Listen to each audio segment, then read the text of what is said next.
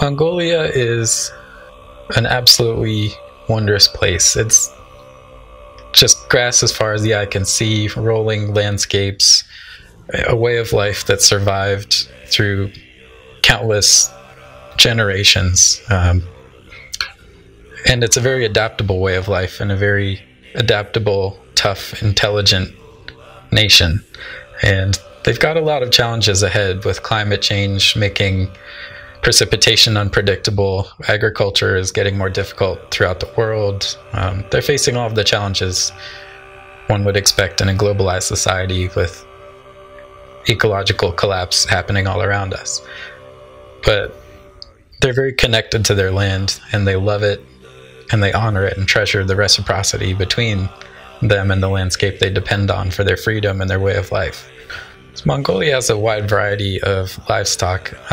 Horses have cultural importance, but also economic importance there too. It's kind of different from the United States, where horses are mostly for pleasure riding these days and only occasionally for work. In Mongolia, horses are used for work and also for food because they do provide meat, but more importantly, mare's milk, which is a very important beverage culturally in Mongolia, and also nutritionally it's pretty central as well. All the families live in the gyr, which is, in English we call it a yurt. It's a traditional structure made out of felt and wooden lattice work, and since it's circular, it kind of feels larger than it probably is, but it certainly feels expansive when you're in one, and it's a very comfortable dwelling. But I ended up getting to ride delightfully enough because the herder, when we stayed with the herding family the first night, Tumarun, the herder, father of the family, basically said like, "Oh, you're a rider," and went and got his horse and handed me the reins and said, "Go get my animals, don't lose any."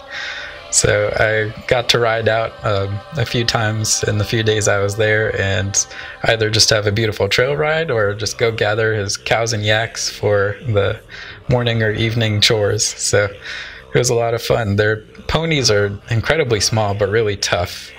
They have to be smart because the terrain is unforgiving. There are wolves everywhere in that part of the province, and survival of the fittest definitely applies, but they also have to be useful, so they can't just be wild and unmanageable. So the horse I got to ride, he was a great little cow pony.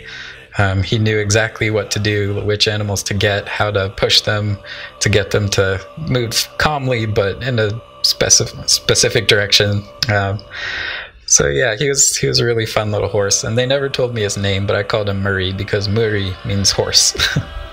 So I'm hopeful for the future that they'll meet these challenges and going forward can draw on their traditions and also come up with new innovations that will arm them for the 21st century.